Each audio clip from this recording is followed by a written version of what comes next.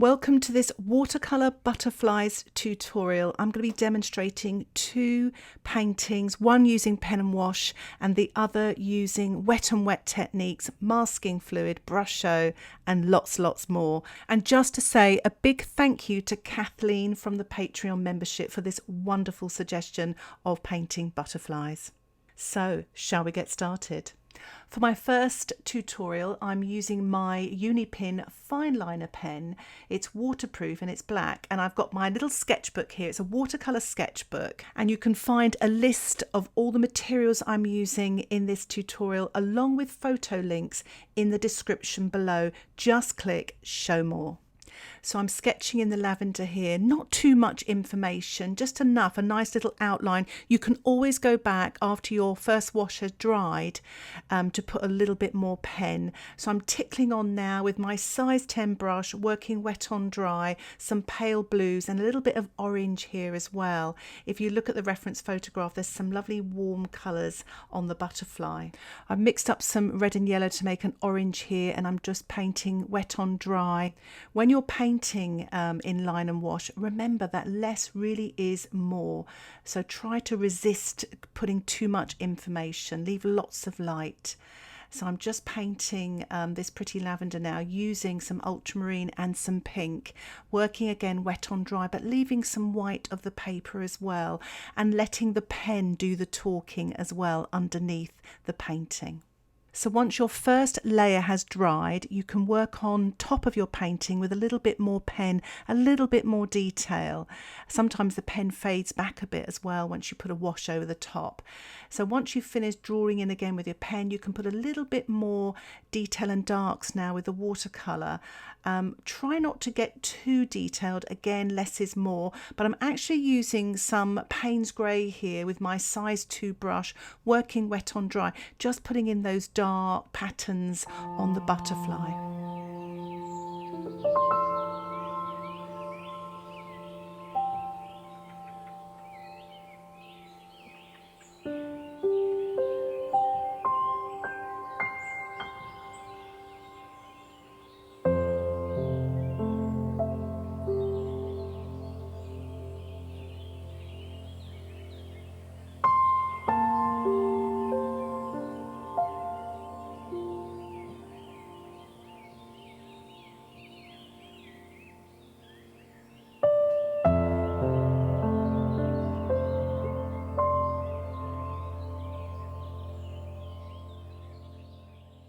It's so relaxing painting in pen and wash. Most of the work is done for you with your drawing, and I'm just painting on some darks here using a bit of Paynes grey and pink. I'm just finishing off my painting with a little spatter now as well. I don't want to overwork it, it's just a little sketch. Just to get me started really and warmed up for the main tutorial, which is here.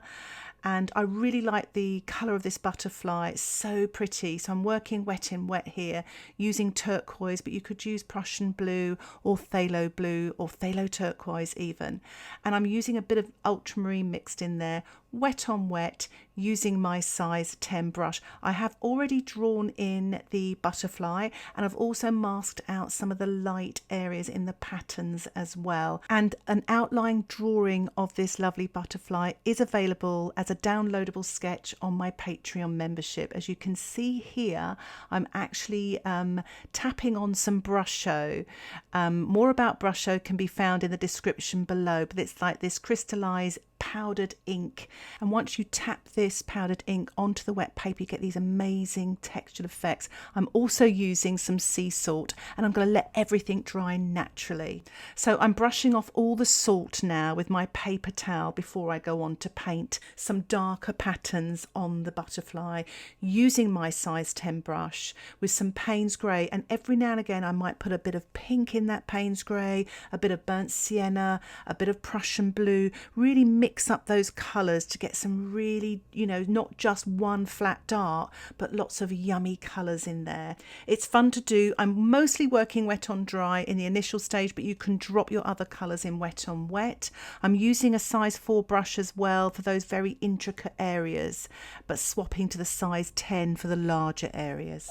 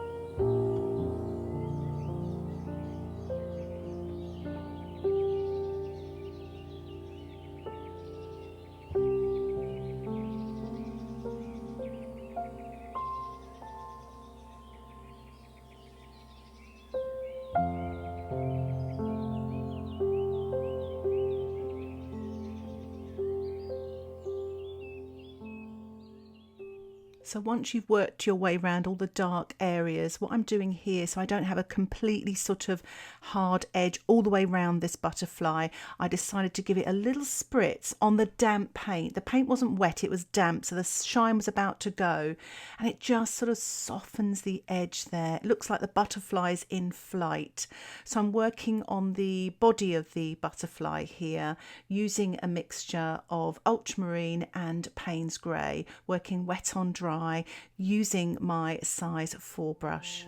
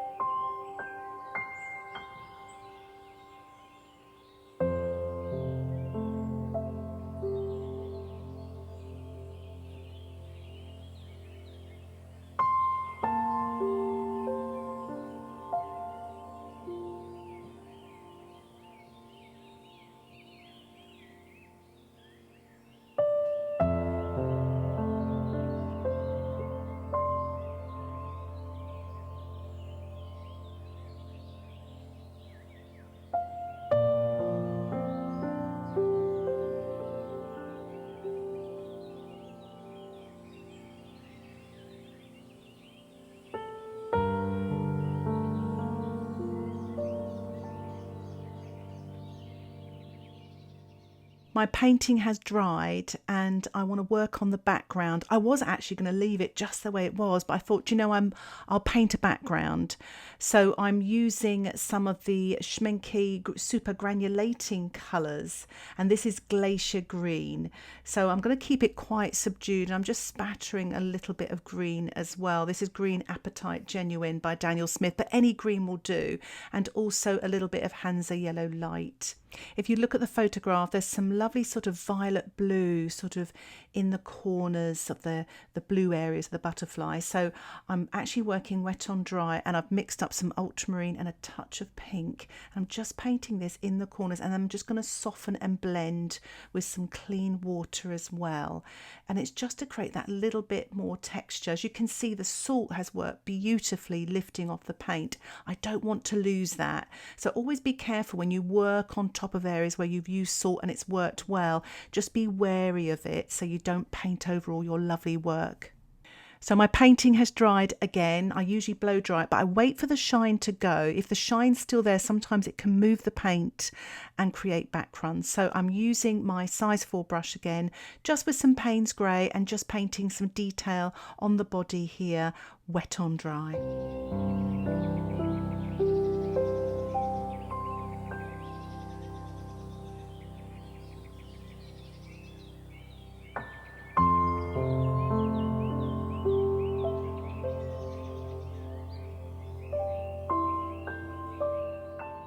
I decided to paint a little bit more dark around the edges, really to bring the butterfly forward. And now I'm spraying the sort of damp paint again, just to create a background colour almost. And there's sort of pink and Paynes grey sort of running down from that as well. And I quite like that colour. So I'm kind of playing around with ideas here. So I've wet the background area, and I'm just mixed up some ultramarine and some pink with a touch of Paynes grey. And I'm just painting this quite neutral background. I felt some of that yellow was coming forward too much here. So I want to sort of balance things out. And it's nice to try different things. You don't have to stick with your sort of the idea you started off with. Go with the flow of your painting. So my painting has dried. It's amazing how different your watercolour looks when it's dry. And I'm using some framing tape. You can use masking tape or your thumb or a paper towel just to lift off the masking fluid. Just make sure your painting is absolutely dry, because you can tear your paper or smudge your paint. I'm just softening some of the marks now left by the masking fluid. Sometimes they can be a bit hard. So I'm just softening them there with my size 4 brush just to push them back a little bit.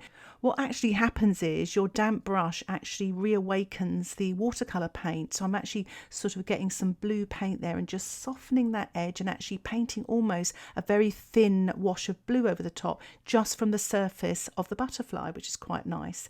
And I'm doing the same thing on the head here as well, just softening with my brush. And I'm painting now wet on dry, actually using my size 10 brush. But if you feel more comfortable using a smaller brush, please do so.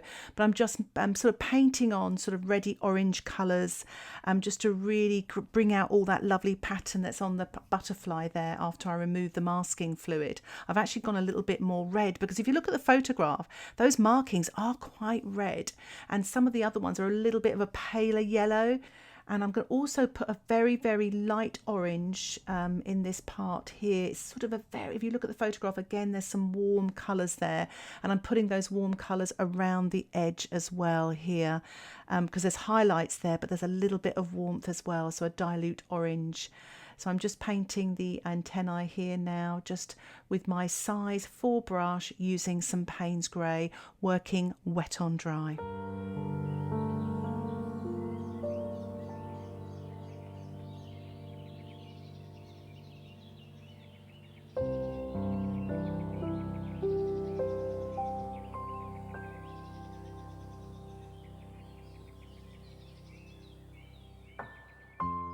And as you know, I love to finish off my paintings with a little spatter. I'm just spattering some gouache. You don't have to do this, but I just think it gives it a little sparkle to finish off. And here is the finished painting. I'm really pleased with it. I just love the salt and the Brusho, actually. It's really worked well for me. And the sort of very subdued background. I really hope you're inspired by these two tutorials, the pen and wash and the wet on wet watercolour painting with the Brusho, the spattering and the masking. If you have any questions about these tutorials, please put them in the comments section below. And if you haven't already, but you like these tutorials, why not subscribe to my channel, where you'll get updates of my latest videos. And for those of you that like access to longer tutorials, more in depth, lots more voiceover, access to sketch outlines, and that are ad-free and you can cancel anytime, why not support me on my Patreon membership? Details about that can be found in the top right hand corner of your video or in the description below. Thank you so much for watching. Happy painting. Bye for now.